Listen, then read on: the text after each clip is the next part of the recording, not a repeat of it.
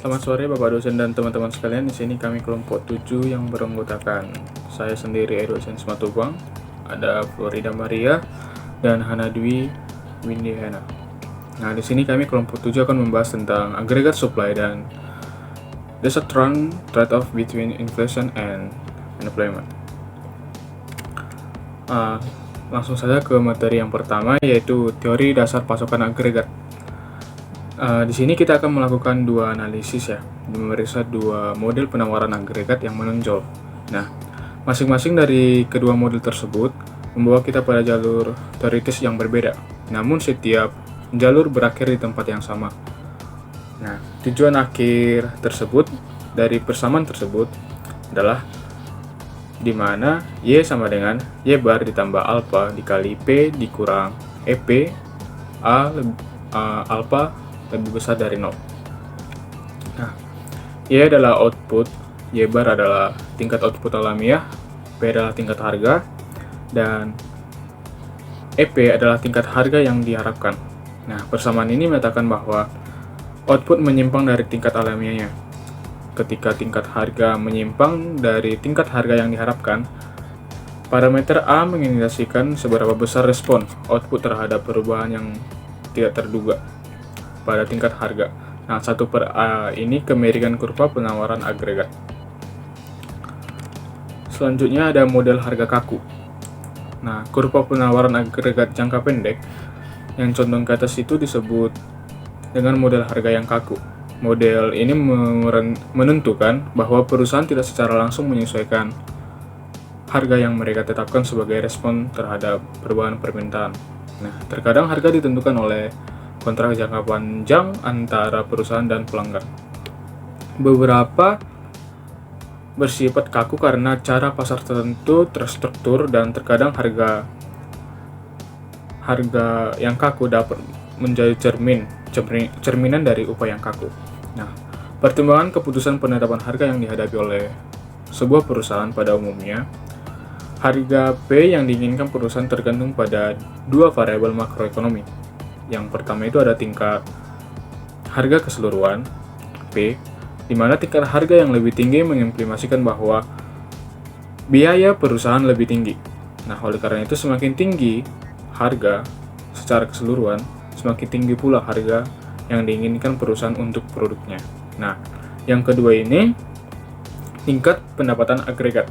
Nah, atau tingkat pendapatan agregat Y.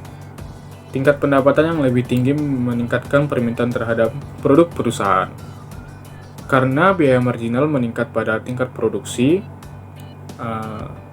yang lebih tinggi, maka semakin besar permintaan, semakin tinggi pula harga yang diinginkan perusahaan.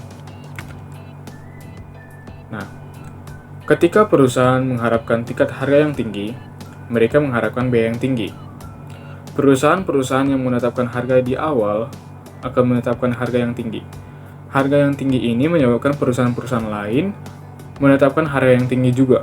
Nah, oleh karena itu tingkat harga ekspektasi yang tinggi atau EP menyebabkan tingkat harga aktual yang tinggi atau P. Nah, ketika output tinggi, permintaan akan barang juga tinggi. Perusahaan-perusahaan dengan harga yang fleksibel akan menetapkan harga yang tinggi, yang menyebabkan tingkat harga yang tinggi. Pengaruh output terhadap tingkat harga tergantung pada proporsi perusahaan dengan harga yang fleksibel. Oleh karena itu, harga yang secara keseluruhan bergantung pada tingkat harga yang diharapkan dan tingkat output. Penataan ulang aljabar ini atau persamaan harga agregat ini menjadi bentuk yang lebih efisien atau lebih sederhana yang mudah dipahami, yaitu Y sama dengan Y bar ditambah alpha dikali P dikurang EP. Nah, di mana alpha ini adalah sama dengan S per 1 dikurang S dikali A. Model harga-harga kaku mengatakan bahwa deviasi output dari tingkat alamiah berhubungan positif dengan deviasi tingkat harga dari tingkat harga yang diharapkan. Nah, selanjutnya itu ada teori alternatif, di mana model informasi yang sempurna. Model informasi yang tidak sempurna. Nah, model informasi tidak sempurna ini mengasumsikan bahwa setiap pemasok dalam perekonomian memproduksi satu barang dan mengonsumsi banyak orang. Nah, karena jumlah barang yang sangat banyak, para pemasok tidak dapat mengganti semua harga barang setiap saat. Nah, mereka memonitor dengan seksama harga barang yang mereka produksi, namun ini terlalu memperhatikan harga semua barang yang mereka konsumsi. Karena informasi yang tidak sempurna, mereka terkadang mengacaukan perubahan pada tingkat harga secara keseluruhan. Nah, dengan perubahan pada harga relatif, kebingungan ini mempengaruhi keputusan tentang berapa banyak yang harus dipasok atau diproduksi. Dan hal ini menyebabkan hubungan positif antara tingkat harga dan output dalam jangka pendek. Nah, singkatnya, model informasi tidak sempurna ini mengatakan bahwa ketika harga aktual melebihi harga yang diharapkan, para pemasok akan menaikkan output mereka. Nah, model ini mengimplementasikan kurva penawaran agregat dalam bentuk yang sudah dikenal, yaitu Y sama dengan Y bar ditambah alpha dikali P dikurang EP. Nah, output menyimpang dari tingkat alamiah ketika tingkat harga menyimpang dari tingkat harga yang diharapkan. Nah, cerita tentang informasi yang tidak sempurna ini jelaskan di atas adalah versi yang dikembangkan pertama kali oleh ekonom pemenang hadiah Nobel Robert Lucas pada tahun 1970-an. Selanjutnya itu ada perbedaan internasional dalam kurva penawaran agregat. Nah, meneliti perbedaan internasional sangat bermanfaat dalam penelitian tentang penawaran agregat. Nah, ketika Robert Lucas mengusulkan model informasi yang tidak sempurna, ia mengasumsikan atau menemukan interaksi yang mengejutkan antara permintaan agregat dan penawaran agregat. Di mana menurut modelnya, kemiringan kurva penawaran agregat harus bergantung pada volatilitas permintaan agregat. Di negara-negara mana permintaan agregat berfluktuasi secara luas, tingkat harga agregat juga berfluktuasi secara luas. Nah, Lucas menguji prediksi dengan memeriksa data internasional mengenai output dan harga. Ia menemukan bahwa perubahan permintaan agregat melebihi efek terbesar dan output di negara-negara di mana permintaan agregat dan harga paling stabil. Lucas menyimpulkan bahwa bukti-bukti tersebut mendukung model informasi yang tidak sempurna. Selanjutnya akan dijelaskan oleh teman saya. Terima kasih. Implikasi, kami telah melihat dua model penawaran agregat dan ketidaksempurnaan pasar yang masing-masing digunakan untuk menjelaskan mengapa kurva penawaran agregat jangka pendek cenderung naik. Yang pertama, model pertama mengasumsikan harga beberapa barang tidak fleksibel. Yang kedua, model kedua mengasumsikan informasi tentang harga tidak sempurna. Perlu diingat bahwa kedua model ini tidak saling bertentangan. Kita tidak perlu menerima satu model dan menolak yang lain. Kedua model penawaran agregat ini berbeda dengan asumsi dan penekanannya, tetapi implikasi mereka terhadap output agregat serupa. Keduanya dapat dirangkum dengan persamaan sebagai berikut. Y sama dengan Y bar tambah alpha dikali P kurang EP. Persamaan ini menyatakan bahwa penyimpangan output dari tingkat alami terkait dengan penyimpangan tingkat harga dari tingkat harga yang diharapkan.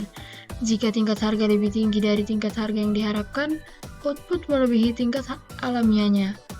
Jika tingkat harga lebih rendah dari tingkat harga yang diharapkan, output tidak mencapai tingkat alamiahnya. Gambar 13.1 menggambarkan persamaan ini. Perhatikan bahwa kurva penawaran agregat jangka pendek digambarkan untuk harapan EP tertentu dan perubahan dalam EP akan menggeser kurva tersebut. Kurva penawaran agregat jangka pendek. Output menyimpang dari tingkat alami Y bar jika tingkat harga atau P menyimpang dari tingkat harga yang diharapkan atau EP. Berikutnya, inflasi, pengangguran, dan kurva Phillips. Dua tujuan kebijakan ekonomi adalah inflasi rendah dan pengangguran rendah. Namun, seringkali tujuan-tujuan ini saling bertentangan. Misalkan, para pembuat kebijakan menggunakan kebijakan moneter atau fiskal untuk memperluas permintaan agregat. Kebijakan ini akan memindahkan ekonomi sepanjang kurva penawaran agregat jangka pendek ke titik output yang lebih tinggi dan tingkat harga yang lebih tinggi. Output yang lebih tinggi berarti pengangguran lebih rendah, karena perusahaan mempekerjakan lebih banyak pekerja saat mereka memproduksi lebih banyak. Tingkat harga yang lebih tinggi dengan tingkat harga tahun sebelumnya berarti inflasi yang lebih tinggi. Dengan demikian, ketika para pembuat kebijakan memindahkan ekonomi naik sepanjang kurva penawaran agregat jangka pendek, mereka mengurangi tingkat pengangguran dan meningkatkan tingkat inflasi. Sebaliknya, ketika mereka mengurangi permintaan agregat dan memindahkan ekonomi turun sepanjang kurva penawaran agregat jangka pendek, pengangguran meningkat dan inflasi menurun. Trade-off antara inflasi dan pengangguran ini yang disebut dengan kurva Phillips. Kurva Phillips adalah cerminan dari kurva penawaran agregat jangka pendek. Ketika para pembuat kebijakan memindahkan ekonomi sepanjang kurva penawaran agregat jangka pendek, pengangguran dan inflasi bergerak ke arah yang berlawanan. Kurva Phillips adalah cara yang berguna untuk mengungkapkan penawaran agregat karena inflasi dan pengangguran adalah ukuran yang penting dalam kinerja ekonomi. Mendapatkan kurva Phillips dari kurva penawaran agregat. Kurva Phillips dalam bentuk modernnya menyatakan bahwa tingkat inflasi bergantung pada 3 kekuatan. Yang pertama, inflasi yang diharapkan. Yang kedua, deviasi pengangguran dari tingkat alami atau disebut pengangguran siklikal. Yang ketiga, goncangan penawaran. Ketiga kekuatan ini dideskripsikan dalam persamaan berikut. Inflation sama dengan expected inflation dikurangi beta dikali cyclical unemployment ditambah supply shock, di mana beta adalah parameter yang mengukur respon inflasi terhadap pengangguran siklikal. Perlu diketahui, perhatikan bahwa ada tanda minus sebelum istilah pengangguran siklikal. Secara umum, pengangguran yang lebih tinggi berhubungan dengan inflasi yang lebih rendah. Untuk melihat dari mana persamaan kurva Phillips, ini berasal dapat dilihat dari persamaan agregat berikut. P sama dengan EP ditambah 1 per alfa dikali dengan Y dikurang Y bar. Dengan satu penambahan, satu pengurangan, dan satu substitusi, kita dapat mengubah persamaan ini menjadi hubungan kurva Phillips antara inflasi dan pengangguran. Berikut adalah 3 langkahnya. Yang pertama, tambahkan ke sisi kanan persamaan gangguan penawaran atau V untuk mewakili peristiwa eksogen seperti perubahan dalam harga minyak dunia yang mengubah tingkat harga dan menggeser kurva penawaran agregat jangka pendek. Persamaannya yaitu P sama dengan EP ditambah 1 per alfa dikali Y kurang Y bar ditambah V. Selanjutnya, untuk beralih dari tingkat harga ke tingkat inflasi, kurangkan tingkat harga tahun lalu, P dikurang 1, dari kedua sisi persamaan untuk mendapatkan P dikurang P kurang 1 sama dengan EP kurang P kurang 1 ditambah 1 per alfa dikali Y kurang Y bar ditambah V. Pada sisi kiri persamaan P kurang P 1 adalah perbedaan antara tingkat harga saat ini dan tingkat harga tahun lalu, yang merupakan inflasi. Pada sisi kanan persamaan, EP kurang P kurang 1 adalah perbedaan antara tingkat harga yang diharapkan dan tingkat harga tahun lalu, yang merupakan inflasi yang diharapkan. Oleh karena itu, kita dapat mengganti P kurang P1 dengan P dan EP kurang P kurang 1 dengan EP. Ketiga, untuk beralih dari output ke pengangguran, hukum Okun memberikan hubungan antara kedua variabel ini. Salah satu versi hukum Okun menyatakan bahwa penyimpangan output dari tingkat alamiahnya berbanding terbalik dengan penyimpangan pengangguran dari tingkat alami. Dengan kata lain, ketika output lebih tinggi dan tingkat output alami pengangguran lebih rendah dan tingkat pengangguran alami, kita dapat menulis sebagai berikut. 1 per alfa dikali Y kurang Y sama dengan min beta dikali U kurang U pangkat N. Dengan menggunakan hukum Okun ini, kita dapat mengganti min beta dikali U kurang UN dengan 1 per alfa dikali Y kurang Y bar dalam persamaan sebelumnya untuk mendapatkan persamaan Pi sama dengan Ep dikurang beta dikali U kurang U pangkat N ditambah V. Dengan demikian, kita dapat mendapatkan persamaan kurva Phillips dari persamaan penawaran agregat. Semua aljabar ini dimaksudkan untuk menunjukkan satu hal. Persamaan kurva Phillips dan persamaan penawaran agregat jangka pendek pada dasarnya mewakili ide-ide makroekonomi yang sama. Secara khusus, kedua persamaan tersebut menunjukkan hubungan antar variabel nyata dan nominal yang menyebabkan diktomi klasik atau pemisahan teoritis antar variabel nyata dan nominal terputus dalam jangka pendek. Berikutnya harapan adiktif dan inflasi inersia. Untuk membuat kurva Phillips berguna untuk menganalisis pilihan yang dihadapi oleh para pembuat kebijakan. Kita perlu menentukan apa yang menentukan inflasi yang diharapkan. Asumsi sederhana dan sering kali masuk akal adalah bahwa orang membentuk harapan inflasi mereka berdasarkan inflasi yang baru saja diamati. Asumsi ini disebut dengan harapan adiktif. Misalnya, anggaplah bahwa orang-orang mengharapkan harga naik pada tahun ini dengan tingkat harga yang sama seperti tahun lalu. Maka inflasi yang diharapkan atau dengan simbol EP sama dengan inflasi tahun lalu atau Pi dikurang 1. Persamaannya adalah sebagai berikut. Pi sama dengan Pi kurang 1 kurang beta dikali U kurang U pangkat N ditambah V. Dalam kasus ini, kita dapat menulis kurva Phillips sebagai berikut. Pi sama dengan Pi kurang 1 dikurang beta dikali U kurang U pangkat N ditambah V, yang menyatakan bahwa inflasi bergantung pada inflasi masa lalu, pengangguran siklikal, dan gangguan penawaran. Ketika kurva Phillips ditulis dalam bentuk ini, tingkat pengangguran alami kadang-kadang disebut tingkat pengangguran inflasi, yang tidak mengalami percepatan atau NAIRU.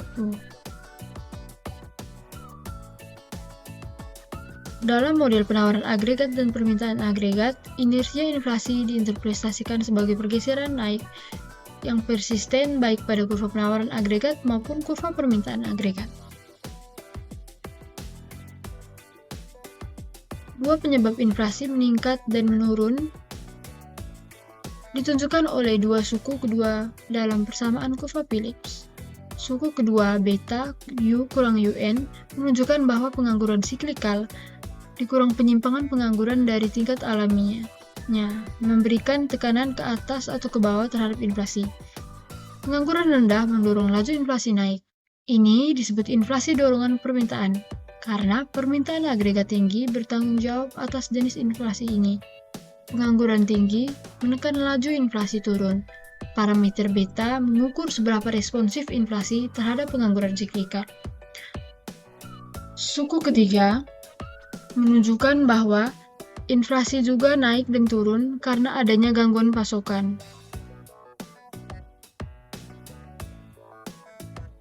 Ini disebut inflasi dorongan biaya karena gangguan pasokan yang merugikan umumnya adalah peristiwa yang meningkatkan biaya produksi.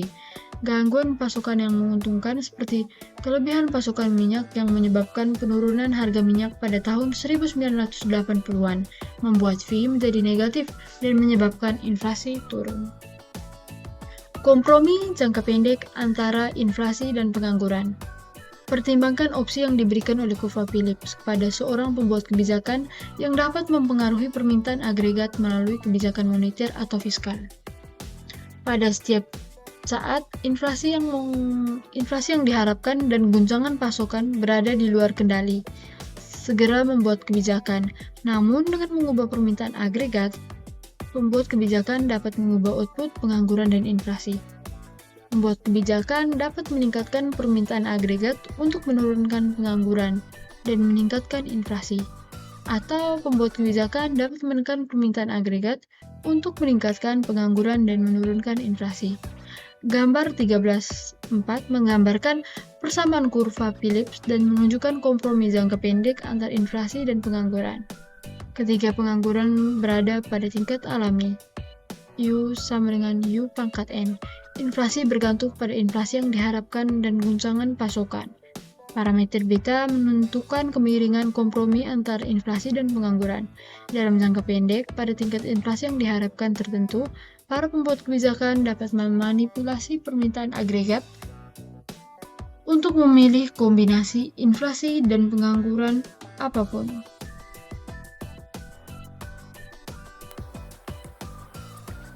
Slide selanjutnya dimana kalau kita perhatikan bahwa posisi kurva jangka pendek ini bergantung pada tingkat inflasi yang diharapkan. Jika inflasi yang diharapkan naik, maka kurva bergeser ke atas dan kompromi pembuat kebijakan menjadi kurang menguntungkan. Inflasi lebih tinggi untuk setiap tingkat pengangguran.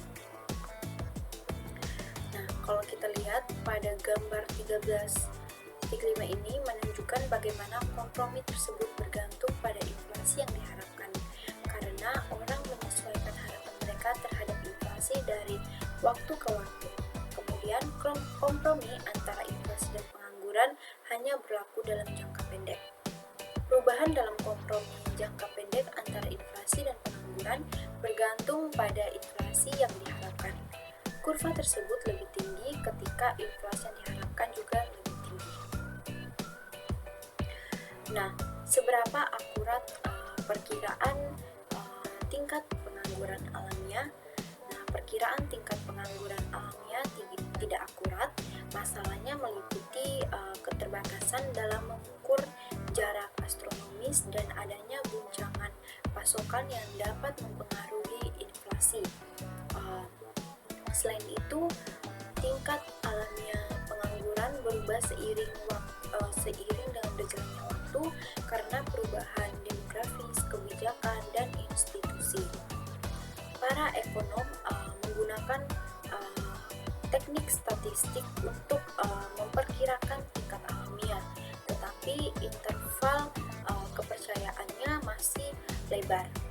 Pembuat kebijakan memilih keterbatasan dalam menjaga pengangguran mendekati tingkat alamiah karena ketidakpastian tentang tingkat alamiah yang sebenarnya. Nah, selanjutnya disinflasi dan rasio pengorbanan, di mana bank sentral akan menurunkan inflasi dari 6% menjadi 2%, tetapi ini akan berdampak pada tingkat pengangguran dan output ekonomi. Konsep kurva Phillips menunjukkan bahwa penurunan inflasi akan membutuhkan periode pengangguran dan tinggi dan penurunan output. Pembuat kebijakan harus mempertimbangkan trade-off antara biaya pengorbanan output dan manfaat inflasi yang lebih rendah. Rasio pengorbanan dapat digunakan untuk mengukur persentase GDP yang harus dikorbankan untuk menurunkan inflasi sebesar 1 poin persentase. Nah, disinflasi dapat dilakukan dalam berbagai bentuk dengan total pengorbanan yang sama. Keputusan untuk menurunkan inflasi harus mempertimbangkan konsekuensi jangka pendek dan jangka panjang, serta mempertimbangkan kondisi dan tujuan ekonomi yang lebih luas. Selanjutnya, harapan rasional dan kemungkinan disinflasi tanpa rasa sakit. Karena harapan inflasi mempengaruhi trade-off jangka pendek antara inflasi dan pengangguran, penting untuk memahami bagaimana orang membentuk harapan. Sejauh ini, kita telah mengasumsikan bahwa harapan inflasi bergantung pada inflasi yang baru saja diamati. Meskipun asumsi harapan adaptif ini masuk akal, kemungkinan terlalu sederhana untuk diharapkan dalam semua situasi. Harapan rasional adalah pendekatan alternatif bisa memahami bagaimana orang membentuk harapan inflasi. Dalam pandangan ini, orang secara optimal menggunakan semua informasi yang tersedia untuk meramalkan masa depan, termasuk informasi tentang kebijakan moneter dan fiskal pemerintah saat ini. Selanjutnya, harapan rasional dan kemungkinan disinflasi tanpa rasa sakit. Nah, perubahan dalam kebijakan akan mengubah harapan inflasi dan evaluasi terhadap perubahan kebijakan apapun. Karena memperhitungkan efek ini terhadap harapan, jika orang benar-benar membentuk harapan mereka secara rasional, maka inflasi mungkin memiliki keberlanjutan yang lebih rendah daripada yang terlihat pada awalnya. Selanjutnya, next, rasio pengorbanan dalam praktiknya. Kita bisa lihat dalam disinflasi di Amerika Serikat pada awal tahun 1880-an, kebijakan moneter yang ketat berhasil menurunkan inflasi dari 9,7% pada tahun 1981 menjadi 3,0% pada tahun 1985.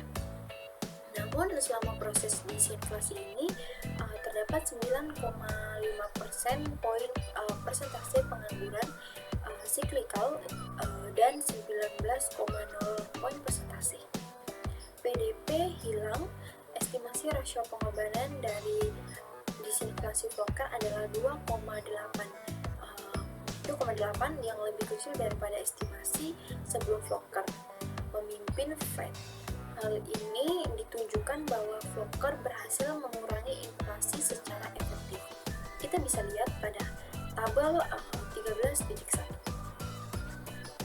Selanjutnya, histeresis dan tantangan terhadap hipotesis tingkat alamiahnya. Nah, hipotesis tingkat alamiah menyatakan bahwa fluktuasi dalam permintaan agregat hanya mempengaruhi output dan lapangan kerja dalam jangka pendek, dan bahwa ekonomi akan kembali ke tingkat output. Ke tingkat output, lapangan kerja, dan pengangguran yang dijelaskan oleh model klasik dalam jangka panjang. Namun, beberapa ekonom telah menentang hipotesis ini dengan mengusulkan bahwa resesi dapat memiliki efek permanen pada ekonomi dengan mengubah tingkat alami pengangguran. Nah, histeresis sendiri adalah efek permanen yang terjadi pada tingkat alamiah pengangguran. Hal ini kita bisa lihat. Jadi histeresis juga dapat terjadi jika proses penentuan upah berubah sehingga resesi meningkatkan tingkat upah real dan pengangguran struktural. Meskipun kontroversial, teori histeris penting karena meningkatkan biaya resesi dan rasio pengorbanan. Selanjutnya yaitu kesimpulan. Kami memulai bab ini dengan membahas dua model penawaran agregat, masing-masing berfokus pada alasan yang berbeda mengapa dalam jangka pendek output naik di atas tingkat alamiahnya ketika tingkat harga naik di atas tingkat yang diharapkan masyarakat. Kedua model tersebut menjelaskan mengapa kurva penawaran agregat jangka pendek mengarah ke atas, dan keduanya menghasilkan trade-off jangka pendek antara inflasi dan pengangguran. Cara yang mudah untuk mengekspresikan dan menganalisis trade-off tersebut adalah dengan menggunakan persamaan kurva Phillips yang menyatakan bahwa inflasi bergantung pada ekspektasi inflasi, pengangguran siklus, dan guncangan penawaran. Perlu kita ingat bahwa tidak semua ekonom mendukung semua ide yang dibahas di sini. Ada ketidaksepakatan yang meluas, misalnya tentang pentingnya ekspektasi rasional dan relevan histeresis. Jika kita merasa sulit untuk menyesuaikan semua bagian, kita tidak sendirian. Studi tentang penawaran agregat tetap menjadi salah satu penelitian yang paling belum terselesaikan, dan oleh karena itu salah satu yang menarik dalam bidang-bidang ekonomi makro. Nah, sekian